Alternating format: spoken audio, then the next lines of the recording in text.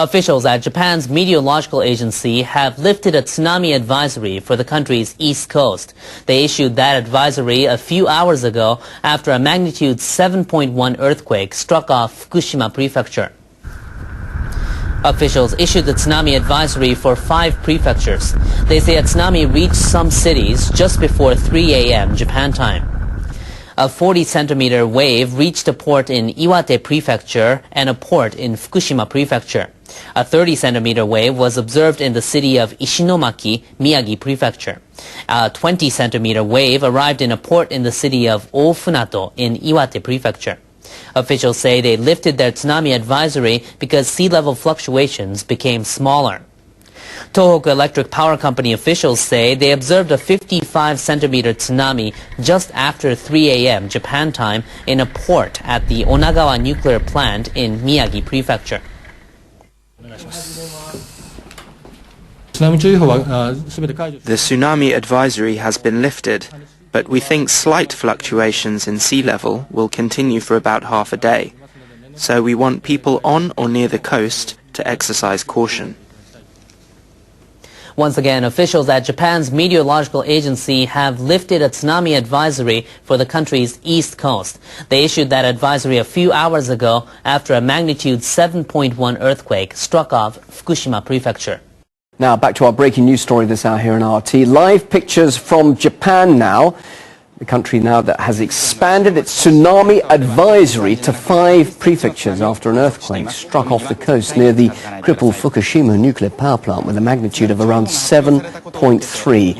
Authorities say the waves are not expected to be higher than 1 meter, but TEPCO, the company that operates the plant, has ordered its workers to keep away from the sea wall. More details to follow as soon as we get them here on RT. And this is a special report. Small tsunami reaches Japan after earthquake. A small tsunami triggered by a quake has hit Japan's eastern coast where the crippled Fukushima nuclear plant is located, but no damage is being reported. I think the official is 7.1 magnitude. Now on E&E News, through the comment boards, people were actually watching the webcams and reported seeing smoke from the number 5 and number 6 reactor buildings before the cameras went all fuzzy and crazy and they shined a great big bright light. I will provide a link below to the one camera still that we can find working. This story was posted on the 17th of October. I do believe I reported it. The removal of fuel from an undamaged reactor of unit number 6 of the Fukushima Daiichi plant began today after workers completed operations to remove the reactor pressure vessel lid and major components. They are removing the fuel from number 5 and number 6 when this earthquake took place. Okay, we've had reports of smoke and fire on 5 and 6, but of course TEPCO's telling us everything's under control. The tsunami wasn't that bad and there wasn't any real damage. I'll provide links below to all of this, of course. Heads up, time to keep your eyes out. Enjoy. Just how worried should the outside world be about the latest radiation readings coming from the Fukushima nuclear plant? On Sunday, Tokyo Electric Power said it had taken a reading close to water storage tanks of 1,800 millisieverts an hour. That is 18 times higher than a reading taken at the same spot 2 weeks ago. But today in Tokyo, the head of Japan's nuclear watchdog said news reports that the radiation could kill a worker in just 4 hours were exaggerated. Mr. Tanaka also sought to assuage fears that the recent water leaks at the plant and the radiation spikes are a threat to the public. Supposing the figure of 1800 millisieverts per hour is correct, it is beta radiation, so it does not penetrate through objects. So it has a totally different meaning from the case of gamma radiation. It will not penetrate as long as there's a 5 to 10 millimeter thick plastic shield, or you wear leather shoes. It should be okay, even if you stand on it for a while. But Japan's chief regulator also accused Tokyo Electric Power of careless management in handling the water leaks at the plant. Nearly 500,000 tons of highly radioactive water is now stored in hundreds of huge tanks at the plant. It's used to cool the damaged reactor cores. Mr. Tanaka said in the long run, the only option is to filter most of the radiation out of the water and then to dump it into the nearby Pacific Ocean. Rupert Wingfield-Hayes, BBC News in Tokyo. An approaching storm is sending workers at the Fukushima Daiichi nuclear plant into a race against time. They need to make space to collect rainwater tainted with radiation. The storage they have is almost full. NHK World's Chie Yamagishi has more. Workers at the plant have had their hands full dealing with rainwater. A typhoon blew by last week. That was followed by a heavy rainstorm. Forecasters say another storm could hit this weekend. The rain has filled barriers around storage tanks for contaminated water.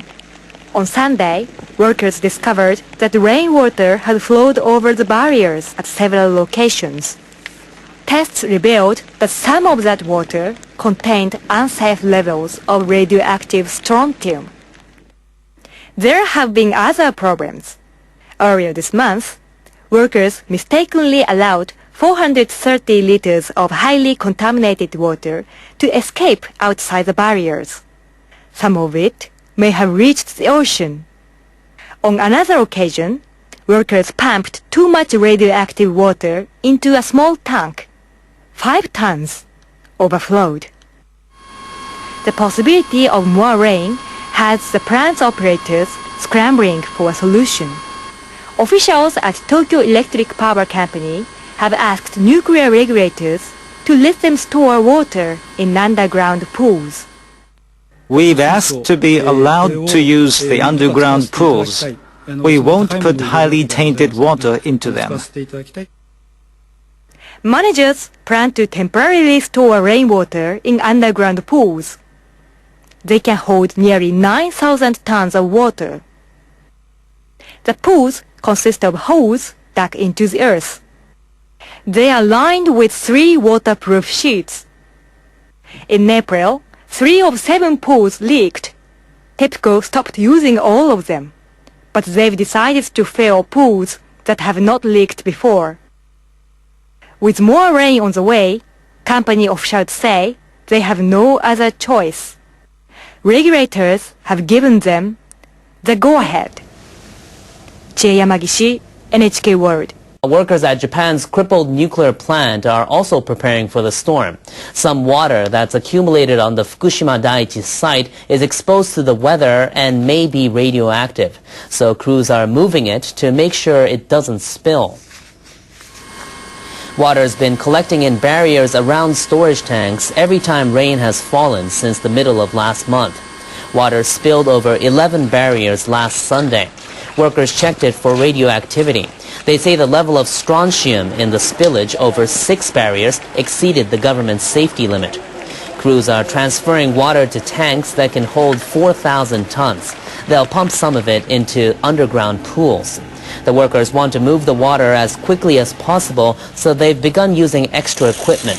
They've added 19 pumps, which can transfer 60 tons an hour, and they're using 12 extra vehicles, including fire engines and tank trucks.